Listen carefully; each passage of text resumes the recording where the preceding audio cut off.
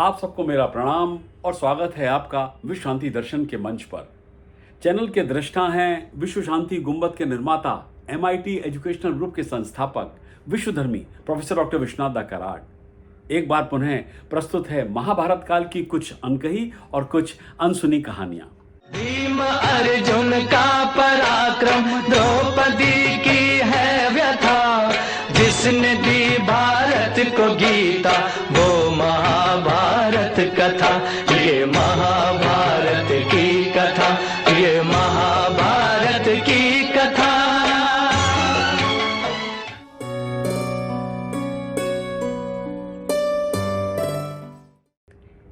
महाभारत से जुड़ी अनेक कथा जनश्रुतियों के रूप में प्रसिद्ध हैं। उनमें कुछ का संदर्भ हमें केवल मूल महाभारत में मिलता है, किंतु कुछ केवल लोक कथाओं के रूप में ही जनमानस में प्रसिद्ध हैं।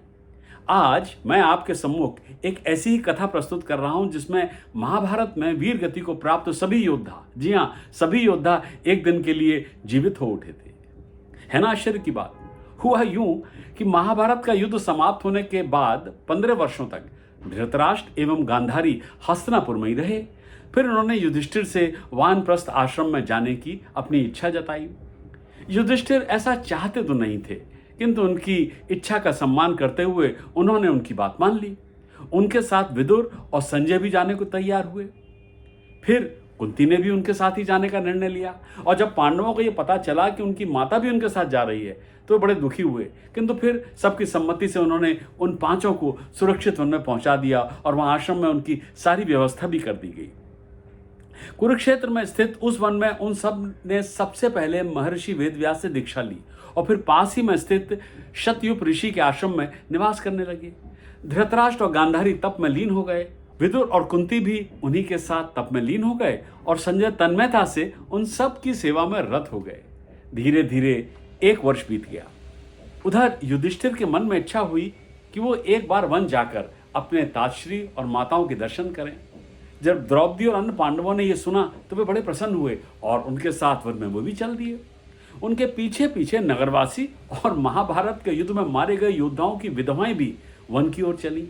वहां जाकर उन्होंने देखा कि धृतराष्ट्र और गांधारी और कुंती कठिन तप के कारण अत्यंत कमजोर हो गए थे। उन सभी ने उन तीनों को और संजय को प्रणाम किया और पूछा कि विदुर जी कहाँ हैं। तब धृतराष्ट्र ने उन्हें बताया कि वे भी थोड़ी दूर पर घोर तप कर रहे हैं। उसी समय विदुर जी को सब लोग आश्रम की ओर आते दिखाई दिए, किंतु इतने लोगों को देखकर विदुर जी वापस वन की ओर लौट गए। तब युधिष्ठिर उनके पीछे भागे और थोड़ी दूर पर उन्होंने देखा कि बहुत ही कमजोर और दुर्बल विदुर अपने प्राण त्याग रहे हैं। धर्मराज के अवतार विदुर के प्राण निकलकर धर्मराज के पुत्र युधिष्ठिर में ही समा गए। दुखी मन से युधिष्ठिर वापस आए और उन्होंने सबको महात्मा विदुर की मृत्यु का समाचार सुनाया, जिसे सुनकर सबको अपार दुख हुआ। फिर पांडवों ने उनका अंतिम संस्कार वहीं गंगा तट पर किया। उस रात सबने जागरण करके बिताया। अगले दिन महर्षि वेदव्यास उन सबसे मिलने आए। विदुर की मृत्यु का समाचार सुनकर वेदव्यास ने सबको सांत्वना दी और उन्हें शांत किया। अपनी ओर सभी को उत्कंठा से देखते हुए देखकर महर्षि व्यास ने उन सबसे कहा कि आज आप सबकी कोई अगर इच्छा हो तो बताएं, मैं अपने तपोबल से उसे अवश्य पूर्ण करूंगा। तब धृतराष्ट्र और गांधारी ने उनसे प्रार्थना की कि वे उनके तपोबल के द्वारा अपने सभी मृत पुत्रों को वापस जीवित देखना चाहते हैं। कुंती ने कर्ण को, द्रौपदी ने अपने पुत्रों को एवं सभी विधवाओं ने अपने अपने पति को पुनः देखने की इच्छा प्रकट की। उनकी यह इच्छा सुनकर महर्षि वेदव्यास ने सबको गंगा तट पर इकट्ठा होने और रात्रि की प्रतीक्षा करने को कहा। उनके आज्ञानुसार सभी गंगा के तट पर पहुंचे और रात्रि की प्रतीक्षा करने लगे। रात होने पर महर्षि वेदव्यास गंगा में उतर गए और पांडवों और कौरव पक्ष के सभी मृत योद्धाओं का आह्वान किया। उन्होंने उनके आह्वान पर महाभारत युद्ध में मरे सभी योद्धा, जी हाँ, सारे योद्धा जल से निकलकर बाहर आने लगे। महर्षि ने सभी को दिव्य दृष्टि प्रदान की ताकि वे अपने अपने परिजनों को देख सकें। धृतराष्ट्र और गांधारी दुर्योधन और उनके अन्य बेटों को देखकर अत्यंत प्रसन्न हुए। कुंती कर्ण को देखकर और द्रौपदी तथा पांडव उप पांडवों को देखकर भी खूब खुश हुए। अन्य सभी लोग भी हर्ष और उल्लास से अपने अपने परिजनों से मिले। किसी के मन में कोई भी दुख या कोई क्लेश या कोई क्रोध नहीं था। इस प्रकार पूरी रात वे अपने परिजनों के साथ बिताकर संतुष्ट हुए और प्रातः सूर्य की पहली किरण के साथ ही वे सारे योद्धा अपने लोक में वापस जाने लगे। तब महर्षि वेदव्यास ने सभी विधवाओं से कहा कि जो कोई भी अपने पति के साथ जाना चाहती हैं वे नदी में प्रवेश कर जाएं। तब सभी पतिव्रता स्त्रियां अपने पतियों का अनुसरण करते हुए नदी में प्रवेश कर गईं और उनके साथ उन्हीं के लोक में चली गईं। इस प्रकार वो अद्भुत रात्रि समाप्त हुई।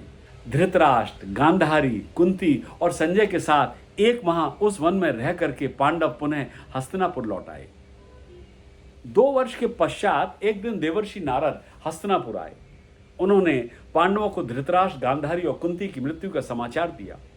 उन्होंने बताया कि वे वन की अग्नि में फंस गए और वृद्धावस्था में वहां से निकल न पाने के कारण उसी दावानल में उनकी मृत्यु हो गई। केवल संजय ही उस अग्नि से बच पाए और वहां पर स्थित साधुओं को यह समाचार देकर कि वह हस्तिनापुर पहुंचा दें, उनका अनुरोध किया और तपस्या करने वे हिमालय की ओर चले गए। अपनी माता और तात की मृत्यु का समाचार सुनकर पांडव शोकामग्न हो गए। फिर उन्होंने नियम पूर्वक उनका श्राद्ध किया। तो ये थी एक रात के लिए पुनर्जीवित हो गए महाभारत के मृत योद्धाओं की अनसुनी कहानी। अगली बार फिर प्रस्तुत होगी महाभारत काल की ऐसी ही कोई अनकही और अनसुनी कहानी। सब्सक्राइब कीजिए, साझा कीजिए और विश्वास बनाए रखिए विश्व शांति दर्शन में।